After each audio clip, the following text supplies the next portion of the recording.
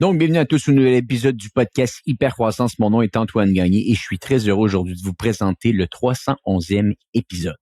On a la chance de s'entretenir avec Mike Cormier aujourd'hui, président de l'organisation Englobe. Mike a une histoire assez atypique pour vous donner un petit peu de contexte.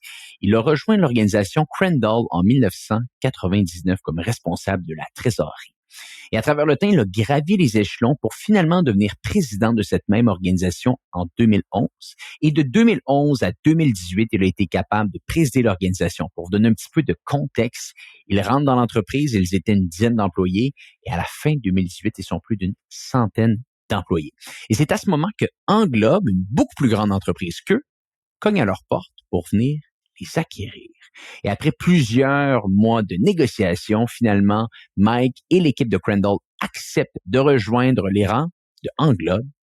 Encore une fois, il a été capable d'épater beaucoup de gens dans l'organisation parce que ça lui a pris simplement une année de passer de vice-président du volet Atlantique de Englobe parce que maintenant Crandall était à l'intérieur de cette même organisation.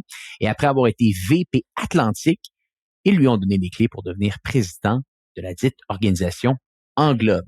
Et par la suite, de 2018-2019 plutôt, jusqu'à aujourd'hui, 2024, ça fait environ 5 ans que Mike est président de l'entreprise et il a été capable d'accomplir de très grandes choses.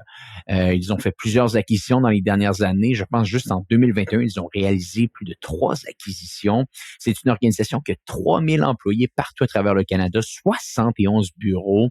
Donc, on parle ensemble, bien entendu, de l'histoire de Mike, de l'histoire d'Hypercroissance d'Englobe et surtout de comment gérer une culture d'organisation avec autant de bureaux différents. C'est assez exceptionnel tout ça. Mike a été très généreux de son temps, donc 45 minutes, je crois qu'il va être bien investi pour vous pour le podcast Hypercroissance aujourd'hui. Et sur ce, je vous souhaite un excellent épisode. Mais avant toute chose, vous vous rappelez de la règle, si vous pouvez vous abonner sur YouTube, sur Spotify ou encore sur Apple Podcasts, ça peut faire toute la différence pour nous. Donc, merci et bon épisode. Mike Cormier, vous êtes le coprésident de Englobe, une organisation de plus de 3000 employés spécialisés en ingénierie, sciences de l'environnement et traitement des sols et de la biomasse. Vous avez pris la présidence de la société en 2019 et avez complété beaucoup d'acquisitions depuis qui vous ont permis d'élargir votre gamme de services ainsi que votre empreinte géographique. Mike Cormier, merci beaucoup d'être sur le podcast Hypercroissance aujourd'hui. Merci à vous. C'est plaisir. Plaisir partagé. Et Monsieur Cormier, on va avoir une belle discussion qui nous attend aujourd'hui. Peut-être avant, par contre, de l'aborder, vous avez beaucoup de services chez Englobe. Est-ce que ce serait peut-être possible de bien nous expliquer en détail ce que fait l'entreprise? Absolument. Il me fait plaisir. Donc, comme vous l'avez bien dit, Englobe, c'est une firme d'ingénierie, de services d'environnement.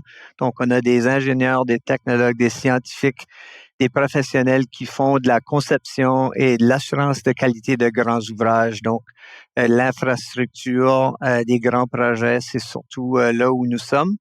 Peut-être une bonne façon de le décrire, c'est par des projets. Vos auditeurs, auditrices, vous voyez sans doute nos employés sur des grands projets. Premièrement, des projets routiers dans la région de Montréal, la route 19. Au Bas-Saint-Laurent, la route 85, à Sept-Îles dans le nord, la côte nord, la route 389. Donc, ce sont des grands projets où sur plusieurs années, on a des professionnels là qui vérifient la qualité des travaux qui sont faits. On peut passer aussi dans les édifices dans la région de Québec. On a l'hôpital Enfant Jésus, qui est un projet où on a des gens qui sont là pour plusieurs années à vérifier la qualité des travaux. L'électricité aussi, donc Hydro-Québec, c'est un de nos grands clients. Donc, le barrage de la Romaine. On travaille aussi sur les lignes de transmission. On va appuyer Hydro-Québec sur ces genres de projets-là. Les aéroports, de l'aéroport de Montréal, l'aéroport de Toronto, Edmonton, Calgary, surtout les enrobés, donc l'asphalte ou la surface noire. Donc souvent, on appelle ça une recette de gâteau. Donc nos professionnels vont créer la recette. Ils vont vérifier dans les laboratoires comment on fait le gâteau. On ajoute un peu plus de farine, un peu moins de sel. Et donc, ce travail-là, on va faire ça. On a aussi un impact dans beaucoup de communautés sur l'eau, les aqueducs, l'eau potable. On peut penser surtout dans les communautés de Premières Nations dont on est très fiers de les aider avec les sources d'eau potable là-bas. Donc, beaucoup de communautés nordiques, communautés isolées où on va les appuyer avec le traitement d'eau usée, etc. Et finalement, les sols contaminés, donc que ça soit dans les grandes villes ou que ça soit encore dans les communautés du Nord, on a des professionnels qui vont, avec leurs connaissances, trouver des façons de réhabiliter ces sols-là, enlever les sols contaminés, les réutiliser à des biens bénéfiques, comme mettre des surfaces sur des mines qui sont à fin de vie. Donc, on fait beaucoup de choses. On est à beaucoup d'endroits. Ma mère dit qu'on est fourré partout. Donc, c'est un peu ça, là. C'est un peu ça en globe. On est à beaucoup d'endroits. Donc, 35 des 100 plus grands projets Wow. Du Canada l'année dernière avaient une présence en globe. Donc, 71 bureaux au Canada et un travail beaucoup de proximité. Donc, ça, c'est qui nous sommes. Incroyable. Donc, vous avez vraiment un impact important sur la société québécoise, la société canadienne. Et Mike, peut-être on va commencer un peu avec ton parcours. Un parcours qui est assez fascinant. Donc, si on fait nos petites recherches, on se rend compte que tu as commencé ta carrière juste avant les années 2000, en 1999, chez Crandall, une firme d'ingénierie à Moncton. Tu as gravi des échelons assez rapidement. On arrive responsable de la trésorerie, vice-président en 2017, finalement président de Crandall en 2011. Peut-être tu pourrais nous ramener un petit peu à cette époque-là puis nous dire ce qui, selon toi, t'a permis de gravir les échelons si rapidement. Est-ce que c'était une envie de ta part? Est-ce que c'est des opportunités qui se sont présentées? Je pense, premièrement, j'ai été très, très chanceux. On a souvent ça dans nos carrières. Moi, j'ai commencé, suite à l'université, j'ai commencé comme l'assistant, disons, du président de l'entreprise. Donc, j'avais un monsieur anglophone de 62 ans qui avait besoin d'un assistant. Parce que beaucoup de ses clients, c'était des communautés francophones au Nouveau-Brunswick, des Shediac, des Saint-Antoine, des Richibucto. Et donc, je passais beaucoup de temps dans la voiture avec lui. On se promenait dans les communautés du Nouveau-Brunswick.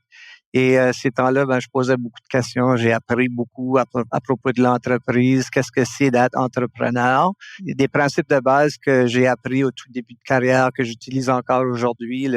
En anglais, il disait « You're only as good as your last job ». Donc, la notion de faire du bon travail, projet après projet, on utilise encore ces principes-là chez Englobe, la notion de il faut toujours livrer la marchandise, l'importance des relations d'affaires et aussi l'importance de mettre l'emphase sur les clients qu'on a déjà au lieu de toujours chercher des nouveaux. Donc, je pense qu'on pense souvent au développement d'affaires, on va aller chercher des nouveaux clients, mais c'est de mettre beaucoup d'emphase sur nos clients existants. Des fois, c'est donc moi j'ai eu un intérêt du début en affaires, puis j'ai commencé chez Crandall, on avait 10 employés et quand on a rencontré les gens d'Englobe, on avait à peu près 115 employés à ce moment-là. Mais ça a été vraiment juste ça n'a pas été nécessairement par design, ça a été vraiment juste une progression où on faisait les bonnes choses jour après jour après jour, puis on prenait le rôle qu'on devait avoir pour aider l'entreprise. Donc, on a eu beaucoup de succès, disons, mais c'était sur une longue période de temps. Bien sûr. Bien sûr, parce que si on regarde bien, tu arrives dans l'entreprise en 99, président en 2011, et tu es resté président de Crandall de 2011 à 2018. On parlera par la suite de ce qui s'est déroulé en 2018, mais je serais curieux quand même de t'entendre ici sur cette expérience-là. De 2011 à 2018, qu'est-ce que tu as changé un petit peu dans l'entreprise? Quel diagnostic que tu as fait? Parce que là, tu nous as parlé de 11 à une centaine d'employés dans l'organisation. Qu'est-ce que toi, de ton côté, tu as mis en place pour continuer à accélérer un petit peu cette croissance-là? Je pense que ce qu'on a fait à partir de ce moment-là, c'était vraiment la diversification de services. Donc, on avait une entreprise qui était dominante dans un petit marché du Nouveau-Brunswick, même pas tout le Nouveau-Brunswick, une partie du Nouveau-Brunswick, qui faisait surtout du travail qu'on appelle municipal. Donc, on aidait beaucoup les municipalités avec les aqueducs, les routes, etc. Et à ce moment-là, on a commencé une stratégie à offrir des services en bâtiment, donc l'ingénierie mécanique électrique qu'on appelle. Donc, plus de travail de bâtiment, les hôpitaux. Donc, on a élargi notre offre. On a aussi commencé cette diversification géographique-là. Donc, à plus petite échelle, on ajoutait, mais c'était surtout la notion de on peut en faire plus. Et je pense qu'aussi, on avait une équipe de gestionnaires dans l'entreprise qui était hyper entrepreneuriale. On avait beaucoup de gens donc souvent mon rôle, c'était juste de guider un peu les gens, mais j'étais entouré de gens qui chacune voulait voulait avancer, voulait avoir beaucoup de succès. On adorait gagner, donc très, très compétitif en termes de gagner des offres de services, ajouter des nouveaux projets. Donc, ça a été, je pense que mon rôle à ce moment-là, c'était juste de créer l'environnement qui permet à des bonnes personnes de faire les bonnes choses, je pense. Et avant peut-être de parler de l'évolution, j'aimerais t'entendre ici te parler de diversification des services. Est-ce que selon toi, une entreprise, ultimement, doit commencer dans une plus petite niche, dominer cette niche et quand elle est dominée, peut-être on étend tranquillement l'offre de service au lieu de se diluer dès le départ et en essayant de tirer un peu partout? Comment tu vois ça un petit peu? Ouais, je pense que oui. Honnêtement, je crois que le danger de trop se diluer trop tôt dans notre progression, c'est les distractions. Puis des fois, on peut courir après trop de ballons en même temps. Donc, pour nous, ça a toujours été concentrons-nous sur les gens qu'on a déjà, nos clients qu'on a déjà, occupons-nous d'eux, faisons la bonne chose. Il faut aussi bâtir notre équipe. Des fois, si l'équipe n'est pas prête, comme entrepreneur, des fois, on est 15 pas de l'avant. Des fois, on va dire, ben, on va aller là, là, là, là, là. Mais si on n'a pas les gens qui peuvent nous suivre ou qui sont encore là dans leur progression, ben, on va avoir des problèmes. On a vu ça déjà dans les années pour moi. J'ai vu des moments où on a voulu progresser trop vite et l'équipe, soit qu'on brûlait notre équipe ou qu'on faisait des erreurs qui auraient dû être évitées. Mais donc, on apprend avec le temps que se concentrer sur ce qu'on fait bien et de stabiliser ça. Là, ensuite, on ajoute, puis on ajoute, puis on ajoute. Je pense que c'est la façon la plus durable, je pense, de croître. Intéressant. Et bon, parlons-en de ce fameux 2018. Donc, tu es toujours président de Crandall à ce moment-là. C'est 7 ans que tu es président de l'organisation. Et là, il y a un gros groupe, une plus grande entreprise, Englobe, qui vient cogner à votre porte, intéressé à vous intégrer dans leur groupe. Peut-être tu pourrais nous ramener à ces discussions-là que tu avais eues quand tu étais chez Crandall avec Englobe, qui doivent remonter, à mon avis, à 2017. Quelles ont été les premières discussions? Qu'est-ce que Englobe voyait d'intéressant chez Crandall? Je pense que la discussion avec Crandall était probablement une des premières acquisitions que Englobe voulait faire pour diversifier. À ce moment-là, on avait une Englobe qui était 80-85% au Québec et 15-20% hors Québec, soit un peu au Canada, un peu en Angleterre, un peu en France. Et je pense que la stratégie à ce moment-là, c'est allons voir s'il y a des façons de bâtir un peu notre offre hors Québec. Ils sont venus nous voir. C'est des gens qu'on connaissait, comme ça. On savait qu'Englobe existait. Ils étaient très peu présents dans les Maritimes à ce moment-là, mais ils avaient une belle présence en Nouvelle-Écosse, très peu au Nouveau-Brunswick. Et nous, comme groupe chez Crandall à ce moment-là, les choses allaient très bien. On avait un plan d'avenir, on avait un plan de succession, on avait une vision de comment croître l'entreprise. Donc, c'était pas vraiment nécessaire de se joindre à un autre groupe à ce moment-là. Mais on s'est dit, ben, on va écouter à ces gens-là, voir qu'est-ce qu'ils ont à dire, voir si ça peut être possiblement intéressant pour nous. Donc, c'est comme ça vraiment que ça a commencé. Effectivement, c'était septembre-octobre 2017. Et comment qu'ils vous ont séduit? Quels ont été les arguments qui ont fait pencher dans la balance? Ben, je pense qu'honnêtement, ils étaient gentils. Il y avait une culture qui nous ressemblait beaucoup. Puis j'avais dit à mon groupe de gestionnaires à ce moment-là, j'avais dit, écoutez, on va commencer, mais on va se donner le droit de quitter la route à tout moment si on trouve que les choses ne sont pas tout à fait comme on pense. Mais plus qu'on a venu à les connaître, on les trouvait qu'il y avait des valeurs très, très semblables aux valeurs du groupe de Crandall, premièrement. Puis ensuite, on se disait, ben écoute, pour l'entreprise comme Crandall, on avait nous-mêmes une vision de devenir le chef de file en Atlantique un jour, peut-être dans 5 ans, peut-être dans 10 ans, mais on se disait, ben là, écoute, on va joindre un groupe comme Englobe. Le carré de sable est devenu énorme immédiatement. Quelle opportunité. On a un groupe en Nouvelle-Écosse de 60 personnes. Crandall est 100 personnes à ce moment-là. Ça peut être très intéressant. Puis ensuite, on a commencé à voir Englobe la présence au Québec, la présence hors Québec, en Ontario, dans l'Ouest. On voyait tout ça comme des opportunités, puis étant donné qu'on est tellement entrepreneurs, on pouvait juste pas résister à cette opportunité de croissance-là et honnêtement, 6 ans plus tard, le groupe Englobe en Atlantique est parti de 160 ensemble à presque 300 personnes. Donc, je dirais mission accomplie. Et je reviens toujours à l'histoire d'une jeune ingénieure d'une région très, très rurale au Nouveau-Brunswick. Une fois, je suis passé au bureau de Moncton, elle a dit, tu vas pas croire, je suis en train de travailler sur un projet à l'aéroport de Montréal. C'était un de ses grands rêves. Donc pour nous aussi, c'était la notion de créer des opportunités pour nos employés. Donc, clairement, il y a une synergie qui s'installe ici avec Englobe.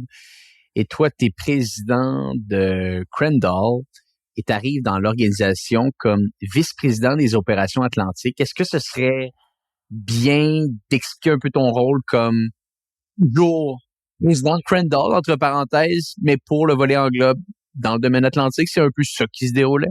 Essentiellement, oui. Donc, c'est comme si j'avais j'ai eu deux jobs immédiatement. Mais principalement, mon rôle VP Atlantique, c'était d'intégrer Crandall avec Englobe Atlantique, mais aussi d'être responsable de toutes les opérations atlantiques. Mais aussi, j'avais immédiatement un siège aux tables du comité exécutif de toutes les opérations canadiennes. Donc, j'ai eu l'opportunité de venir une fois par mois à Montréal pour les réunions de gestion. Donc, ça m'a donné l'opportunité de bien apprendre comment fonctionne Englobe, qui est Englobe, qui sont mes collègues, c'est quoi nos grands défis, c'est quoi nos belles opportunités, etc. Et donc, ça a été une année, juste d'énorme apprentissage. Et, j'étais habitué à ma machine. À ce moment-là, ça faisait quand même quelques années que j'étais le président de Crandall, donc pour moi, c'est devenu un peu routine. Et donc, on me lance dans quoi de complètement nouveau. Même les services qu'offrait Englobe étaient des services que je n'avais jamais fait dans ma carrière déjà. Je connaissais, c'était des choses qu'on aurait achetées comme Crandall.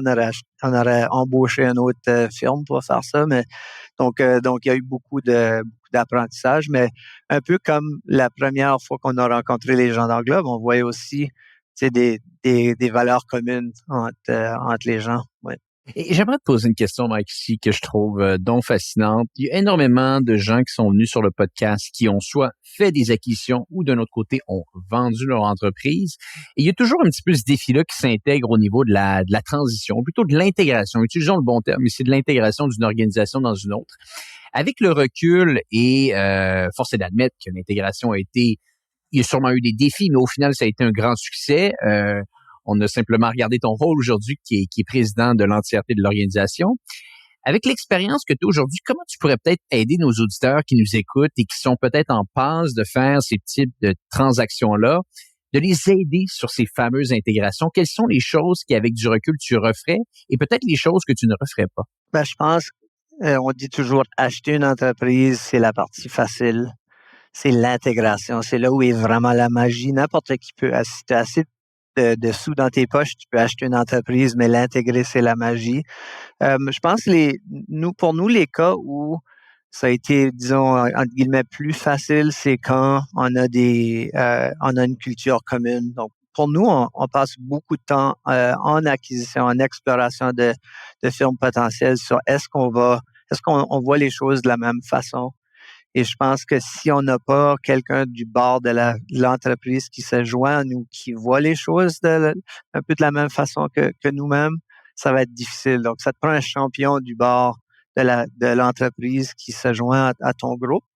Puis ensuite, il faut beaucoup de conversations. Je pense nous, on a fait avec Crandall 8 entreprises, 8 acquisitions depuis que je suis là.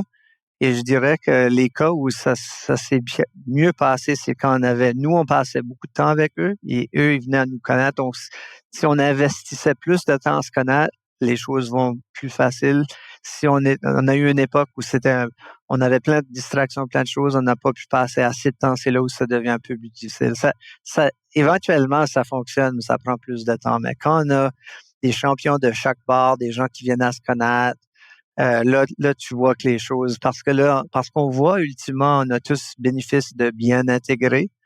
La décision a été prise, les entreprises sont ensemble, donc maintenant mais aussi nous, on utilise une approche très soft, disons.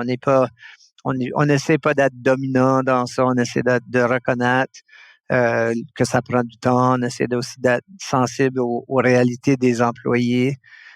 Et nous, notre approche aussi, c'est on veut pas perdre d'employés. On a une zéro tolérance à perdre des employés quand on fait une acquisition. Ben, c'est Et ça que donc, vous on met achetez. beaucoup d'efforts. Exact. Donc, nous, on met beaucoup d'efforts. On va regarder cas par cas. quand on vient à harmoniser les avantages sociaux, etc. Donc, on va faire des ajustements s'il faut. Donc, on met beaucoup d'efforts là-dedans. Puis ça fonctionne. C'est juste, ça prend du temps, ça prend de l'énergie et le vouloir des deux bords. Totalement intéressant. Parce que beaucoup de gens qui sont venus sur le podcast nous ont parlé de ça, c'est-à-dire que le moment, entre parenthèses, le fun et facile, c'est la négociation, c'est la transaction, mais c'est 5% de l'équation au final. Tout va jouer dans une bonne intégration, surtout dans un contexte de prestation de service où est-ce qu'on le rappelle, les transactions souvent peuvent, oui, bien entendu, survenir pour aller chercher des parts de marché, mais plus souvent, on s'en va acheter le capital humain, entre parenthèses, ici, pour amener une ligne d'expertise encore plus poussée à l'organisation. Nous aussi, ce qu'on a bâti au fil des années, c'est une équipe d'intégration. Donc, on a une équipe multidisciplinaire. Et donc, on a des gens, que ce soit les systèmes, que ce soit les ressources humaines, que ce soit le développement d'affaires, parce qu'on découvre que la synergie de revenus, de gagner plus de mandats, c'est la partie facile. Que les gens commencent mais faut qu'ils se parlent. Faut qu'on trouve un moyen de se parler. Mais on a découvert aussi au fil des années de mettre l'énergie et l'investissement de bâtir une équipe parce qu'on vient à connaître, la plupart des défis vont se répéter fois après fois après fois. Et donc, avec cette expertise-là maintenant à l'interne, ça nous aide, mais ça a pris du temps à apprendre. J'en doute pas. C'est comme n'importe quoi. Mais c'est un sujet que j'aimerais décortiquer un petit peu plus tard parce que je trouve ça vraiment fascinant, cette équipe d'intégration. Mais avant toute chose, Mike, j'aimerais parler, vice-président division Atlantique, on voit un petit peu plusieurs rôles, c'est une année d'intégration, c'est toujours un petit peu plus de travail, on va le dire comme ça. Mais là, très rapidement, tu te retrouves en charge de l'organisation au total. On va en parler comment tu es arrivé à faire ça et à devenir président de l'entreprise.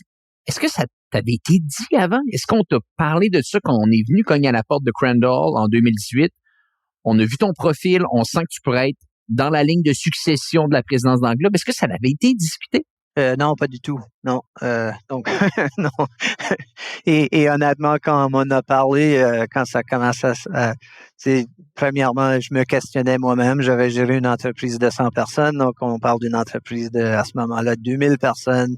Est-ce que c'est les mêmes qualités, les mêmes habiletés, les mêmes connaissances?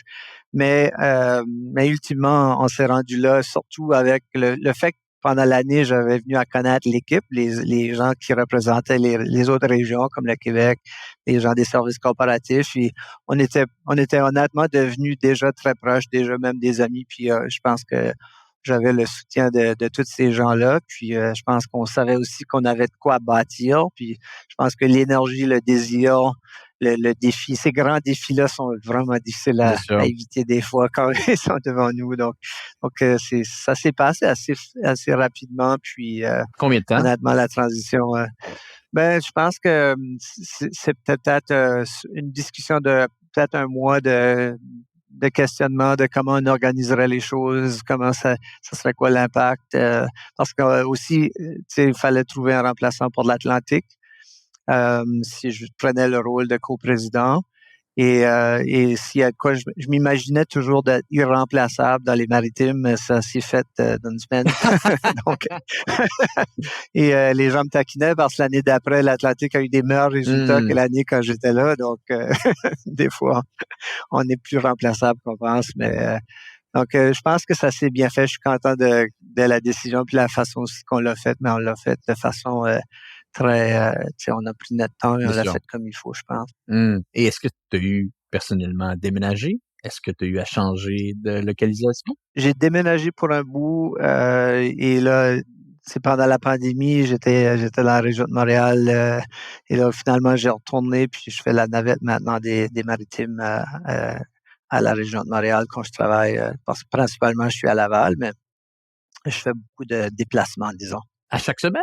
Maritime Laval à chaque semaine? La réalité du rôle que j'ai quand on a 71 bureaux au Canada, donc il y a du déplacement presque à chaque semaine. Souvent c'est soit les maritimes, soit c'est la région de Montréal, des fois c'est l'Ontario, l'Ouest canadien. Surtout avec la période d'acquisition qui était beaucoup concentrée sur l'Ouest l'année dernière. On a fait aussi une tournée de bureaux qui était c'est quand même une tâche fantastique. On a rencontré plus de 1000 employés en 3 semaines. C'est les genres de choses qui font partie du travail, mais qui sont aussi super valorisantes. Intéressant. Bon, parlons-en un petit peu. Cette fameuse stratégie d'acquisition. Tu proviens d'une acquisition, celle de Crandall, comme on le dit, mais rapidement, quand tu as pris en charge la présidence de l'entreprise, on dirait que soit que c'était dessiné avant ou c'est toi qui as mis ça en place. Il y avait un plan stratégique basé autour de l'acquisition de plusieurs organisations. J'aimerais que tu nous parles peut-être du diagnostic qui vous a poussé à prendre cette décision-là. Qu'est-ce que tu as vu? Qu'est-ce que le comité de direction avait entouré comme opportunité dans le marché pour se dire, bon, notre prochaine phase de croissance va devoir passer par des achats d'organisation. La croissance organique, c'est bien, mais c'est peut-être pas assez vite pour les ambitions qu'on a. Mais je pense, premièrement, oui, la stratégie de croissance par acquisition, elle existait avant que je sois là. Je pense que peut-être que la nouvelle équipe et moi, on a ajusté un peu, c'était la notion de pas seulement regarder géographiquement, mais considérant deux choses, la géographie et la proximité, la présence dans les communautés, mais aussi les services. Donc, élargissant notre offre de services. Et je pense que le fondement de Englobe, surtout au Québec, c'est Englobe au Québec, on a une firme qui est très, très forte dans les régions. On a une belle présence à Québec, à Montréal, etc. Mais on a aussi une très forte présence dans les régions. On est une entreprise à proximité, à relation. C'est le même modèle pour Crandall. Et donc, on voyait l'opportunité de trouver des firmes qui ont cette même philosophie-là partout au Canada et bâtir en Englobe une machine nationale Canada qui utiliserait cette même stratégie-là. Je pense qu'on voyait tous un marché en ingénierie, services professionnels, environnement où on avait des grands joueurs, souvent des firmes canadiennes, mais des grands joueurs internationaux et beaucoup de petits joueurs. Donc, nous, on se voit dans le marché intermédiaire de ces services-là avec un équilibre de, oui, on a quand même une belle taille, on a une belle offre de service, mais aussi on a la notion de proximité en même temps. Donc, est-ce qu'on peut faire les deux en même temps? C'est un peu ça notre stratégie, notre philosophie. Et aussi de mettre l'emphase sur nos valeurs. On pensait l'opportunité était d'aller chercher des firmes qui ont des valeurs très semblables à celles d'Englobe à la base. Et jusqu'à date, ça fonctionne. On va les nommer, ces certaines acquisitions-là. Donc, j'en nomme quelques-unes. En mars 2021, vous mettez la main sur la firme TerraProbe, qui à ce moment compte 200 employés, une organisation spécialisée dans les génies géotechniques et hydrauliques et également dans la science du bâtiment. Par la suite, dans la même année, en octobre 2021, également en décembre respectivement, les acquisitions de Protostatics et MPE, deux sociétés dans l'Ouest canadien de 30 et 230 employés au moment du rachat. Toutes des acquisitions qui, je le répète, ont lieu en 2021. Est-ce qu'il y avait quelque chose dans l'air? Est-ce que c'était la COVID? Qu'est-ce qui s'est déroulé en 2021 pour passer à autant d'acquisitions?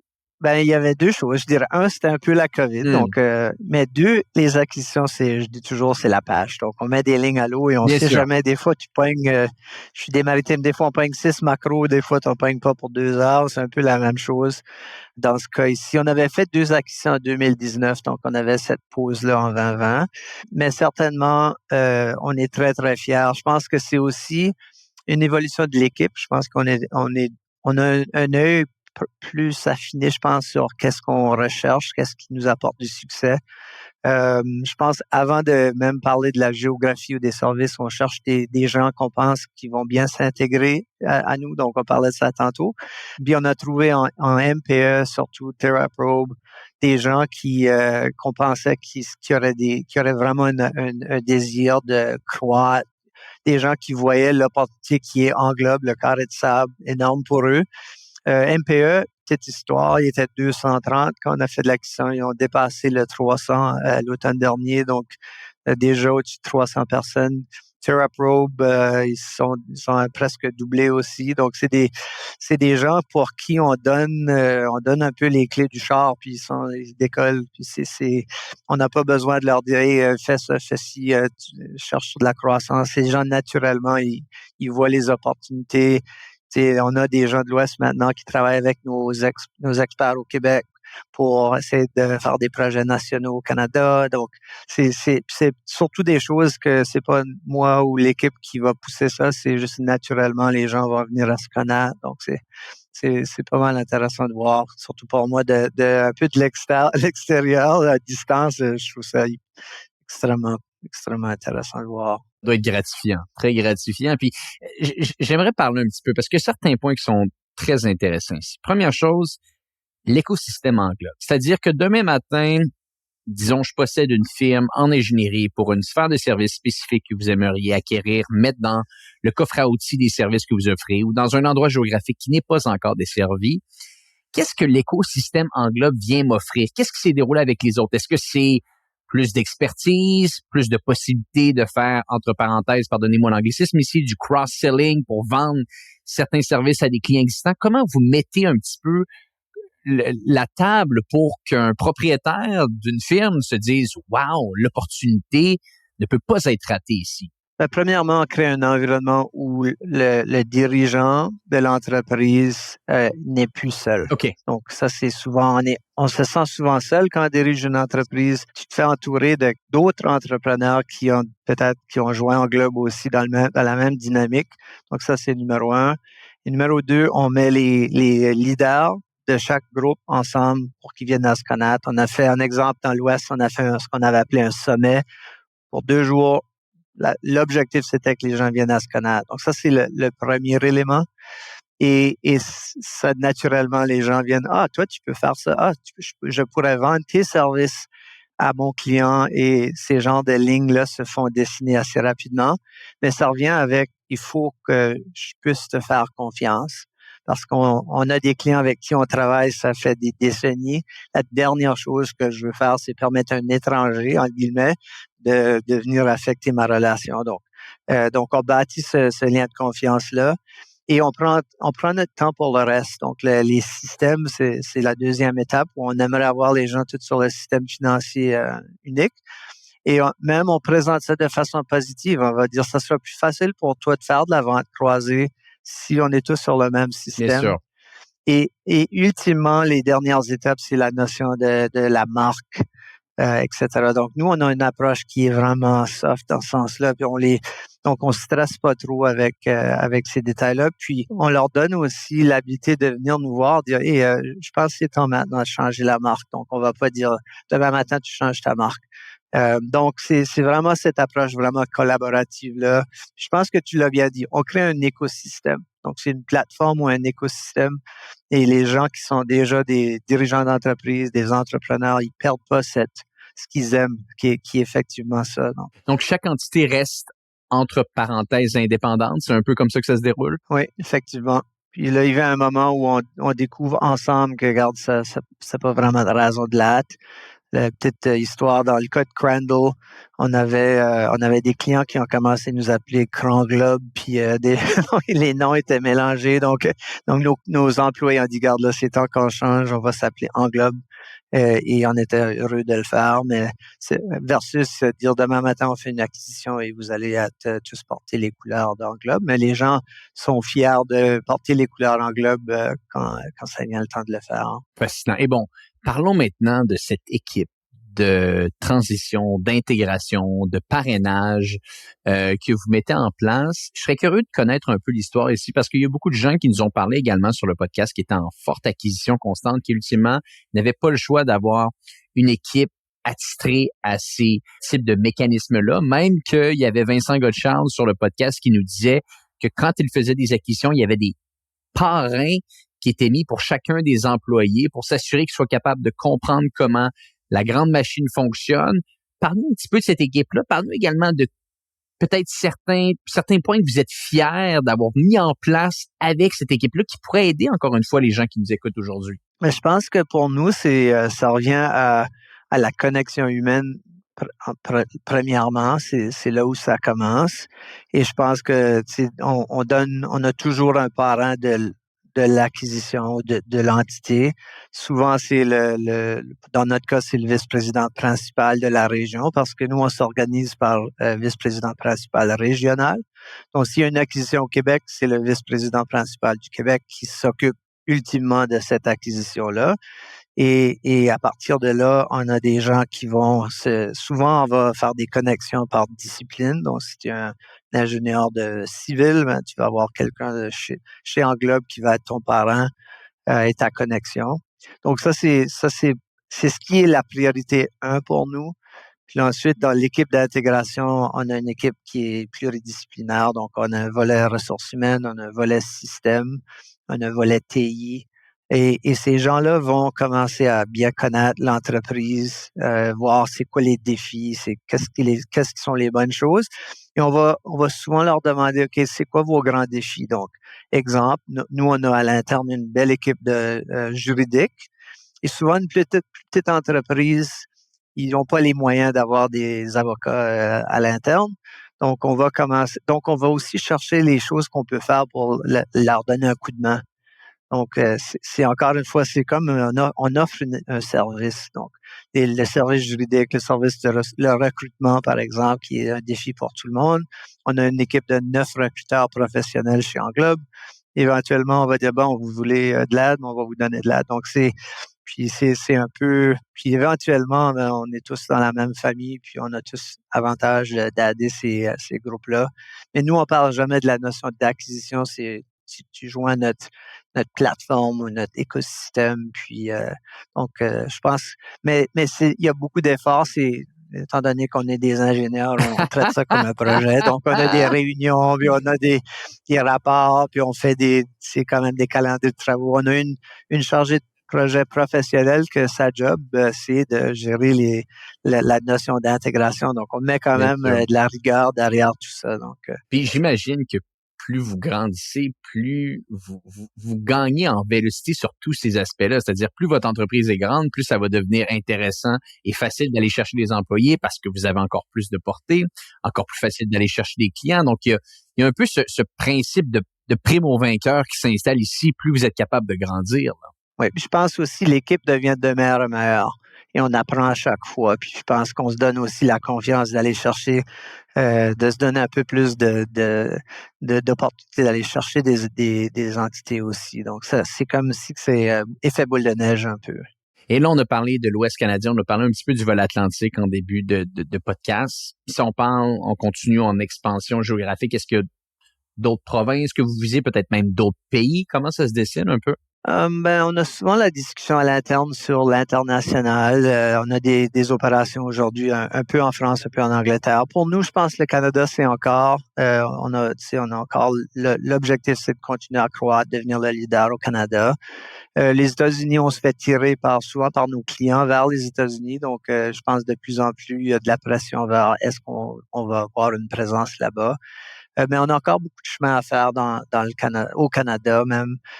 Si on parle on dit on fait beaucoup de choses, mais on le fait pas partout. Mais par exemple, au Québec, on est dominant dans ce qu'on fait aujourd'hui, dans le 3 types d'ingénierie, service, environnement, mais on a beaucoup d'autres qu'on pourrait faire. Donc, pour nous, je pense que les prochaines années, ça va continuer à être le focus Canada avec peut-être un peu des États-Unis, mais c'est beaucoup plus facile de se concentrer chez toi que s'en aller ailleurs. Des fois, ça peut être comme le fun d'aller ailleurs, mais c'est plus complexe et ça prend plus d'énergie. Donc, Intéressant. Peut-être j'aimerais bifurquer, Mike, la conversation un peu sur le volet ESG. J'ai oui. feuilleté votre site Internet. Vous sortez un rapport d'impact à chaque année que j'ai eu la chance de lire. Vous avez lancé un programme Inspiration L en 2023 pour mettre de l'avant le leadership au féminin. Vous avez également des initiatives comme votre réconciliation avec les peuples autochtones. Quelle importance joue le volet ESG avec Englobe et à quel point ça a même un impact un petit peu sur la croissance de l'entreprise?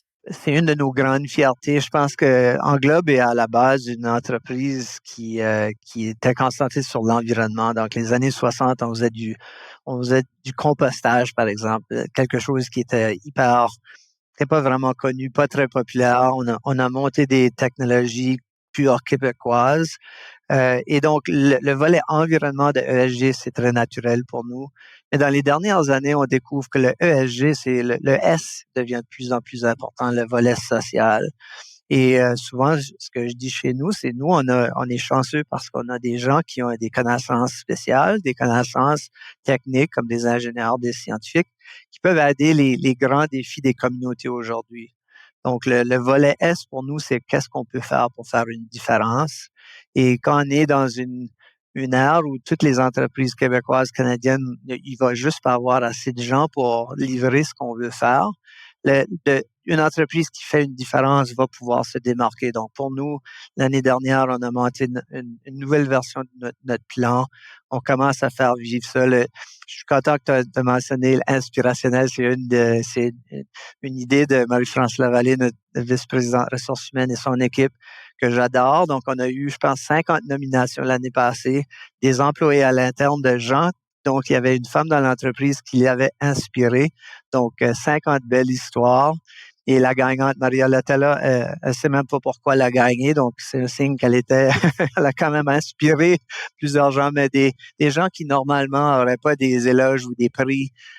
Mais donc, puis on a aussi un prix qu'on appelle Audace d'agir, qui est des gens qui ont un impact sur leur communauté. Donc, on a Marion Richard de Québec qui a fait 1000 kilomètres en planche à voile pour une levée de fonds pour la santé mentale. Donc, c'est des histoires dans une entreprise comme chez nous de 3000 personnes, dans sans doute les entreprises de vos auditeurs, qu'on oublie ces histoires-là des fois. Puis je pense que c'est là où le ESG peut nous faire vivre ça un peu de façon un peu plus organisée, disons.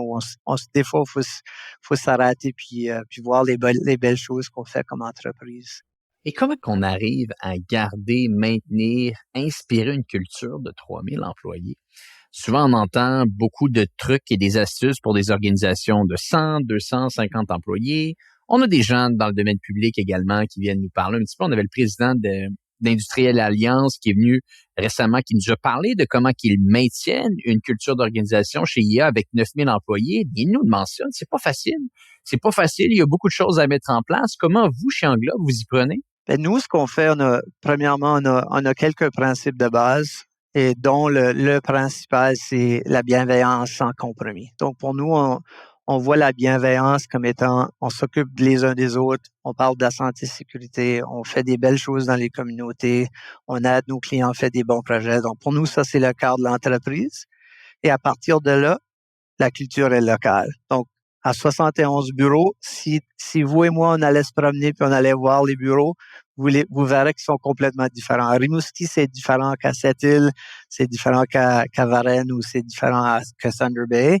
Et donc, pourvu qu'on a le cœur, qui est la notion de bienveillance, à partir de là, on laisse les gens s'occuper de leur culture locale et sinon, je pense que, je sais pas, honnêtement, je sais pas comment faire autre que laisser les gens s'occuper les uns Ça des fait autres, énormément de honnêtement. sens. Parce que effectivement, des réalités, des dynamiques, des économies, des défis de société vont être totalement différents d'une ville à l'autre, d'une province à Absolument. l'autre. Donc, tu peux pas commencer à penser qu'une certaine manière d'opérer va automatiquement s'appliquer à chacune des villes et chacune des provinces là. Non, pas du tout.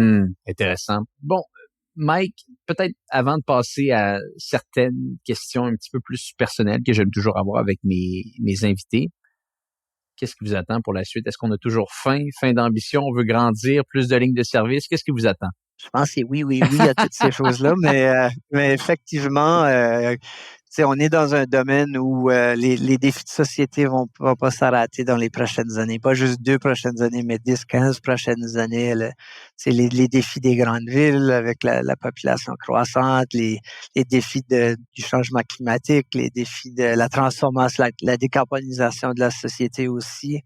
Et heureusement pour une entreprise comme Englobe, on a des connaissances dans ces domaines-là. Donc, pour nous, on pense encore qu'il va y avoir beaucoup plus d'opportunités de travail, qu'on pourra trouver des gens.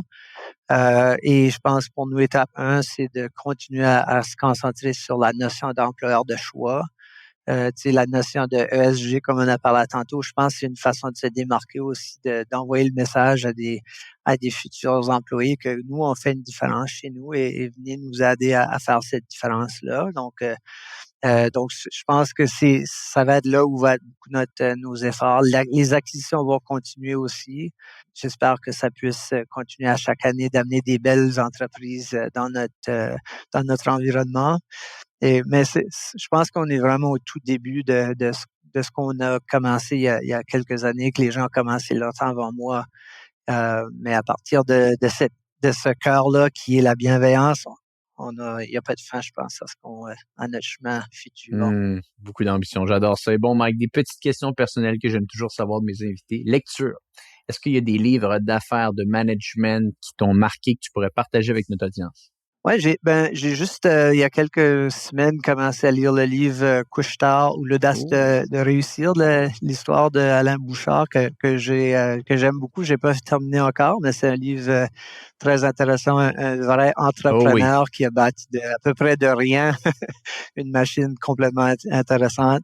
Aussi le livre en anglais c'est Atomic Habits, en français c'est Un rien peut tout changer de James Clear, c'est un autre que je trouve très pertinent pour les entrepreneurs et probablement vos auditeurs. Donc, ce sont les deux que j'ai beaucoup aimé dans ces temps-là. Podcast, est-ce qu'on en a quelques-uns? Podcast, dernièrement, j'écoute Les Dérangeants que je trouve intéressant. Et en anglais, j'écoute Smartless que je trouve aussi et comique et intéressant. On amène souvent des différentes personnes qui racontent leur histoire de vie. Donc, Smartless et Les Dérangeants, c'est bon à savoir. Et à quoi ressemble la routine du président? À mon avis, elle doit être souvent en déplacement. Je serais quand même curieux de t'entendre ici. Je dirais qu'il y a toujours beaucoup de café. Je mange une tasse de café qui va tout de suite. Donc, il y a du café, beaucoup de conversations. Moi, je suis allergique à la bureaucratie, donc j'encourage toujours les gens autour de moi attendons pas pour des réunions formelles, attendons pas pour la réunion du mois ou la réunion de la semaine. S'il y a un défi, un enjeu, on se parle. Donc, c'est beaucoup de conversations. La plupart des journées, il va y avoir une discussion sur un élément quelconque en ressources humaines.